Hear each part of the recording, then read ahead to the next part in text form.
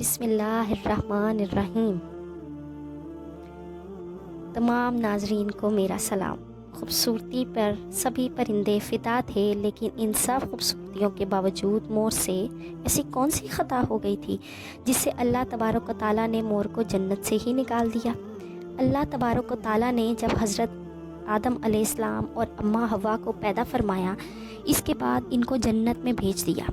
وہ دونوں جنت میں بہت ہی پرسکون رہتے تھے، بہت ہی لذیذہ میوے پھل کھایا کرتے تھے، لیکن ایک اناج جس کو کھانے سے اللہ پاک نے انہیں منع فرمایا تھا، وہ اناج گندم تھا۔ چونکہ شیطان حضرت آدم علیہ السلام کی وجہ سے ہی جنت سے نکالا جا چکا تھا، اسی وجہ سے شیطان کی حضرت آدم علیہ السلام سے دشمنی ہو گئی تھی۔ شیطان یہ چاہتا تھا کہ وہ کسی بھی طرح حضرت آدم علیہ السلام کو جنت سے نکال دے اور ساتھ میں اماں حوا کو بھی جنت سے نکال دے۔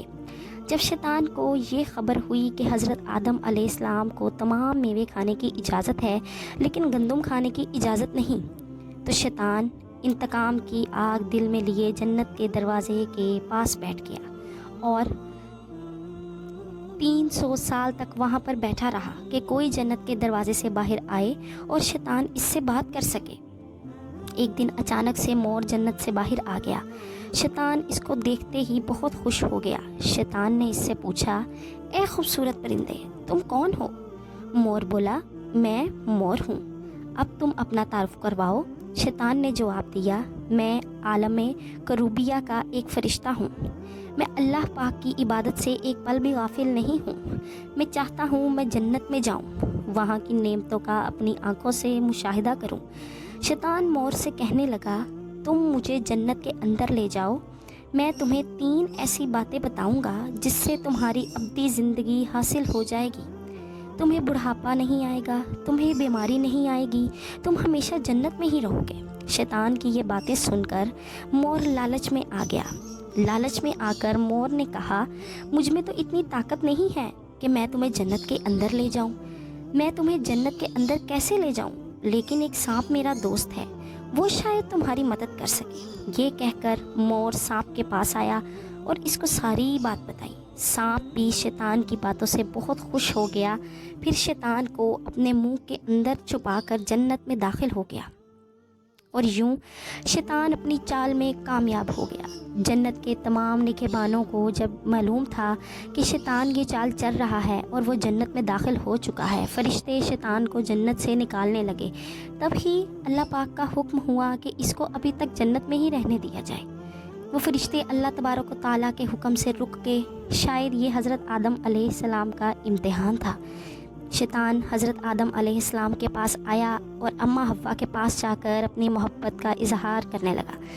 وہ دونوں ہی شیطان کو نہ پہچان سکے، کیونکہ ماضی کے مقابلے میں شیطان کی شکل تبدیل ہو چکی تھی۔ شیطان کہنے لگا، میں چاہتا ہوں آپ دونوں ہمیشہ جنت میں اسی طرح زندگی گزاریں، ہمیشہ خوش رہیں۔ حضرت آدم علیہ السلام اس کی بات بہت غور سے سننے لگے۔ شیطان نے کہا، اگر آپ میری بات مان جائیں تو آپ کو جنت کی بھی تمام سہولتیں ملیں گی۔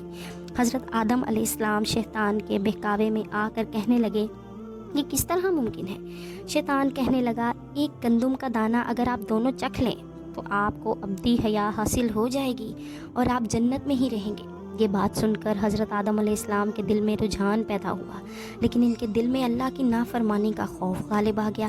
جبکہ اماں حوا شیطان کی باتوں میں آ گئیں، جس پر اماں حوا نے حضرت آدم علیہ السلام کو بھی راضی کر لیا۔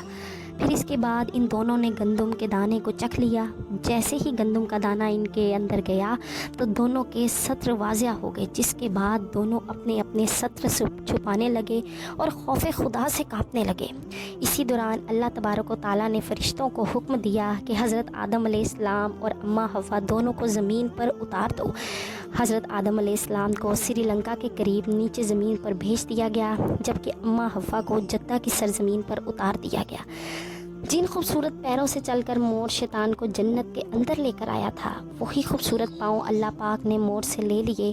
سانپ جو اپنے منہ میں شیطان کو چھپا کر لایا تھا، اس کے منہ کی خوبصورت خوشبو کو اللہ پاک نے چھین لیا اور اس میں زہر بھر دیا گیا۔ پھر مور کے ساتھ ساتھ سانپ کو بھی جنت سے نکال دیا گیا۔ پیارے دوستو، اللہ کی نافرمانی کرنے والے کا انجام بہت ہی برا ہوتا ہے، اس لیے آپ بھی اپنے اعمال اور افعال میں ایسی خوبیاں پیدا کریں کہ اللہ کی نافرمانی نہ ہو۔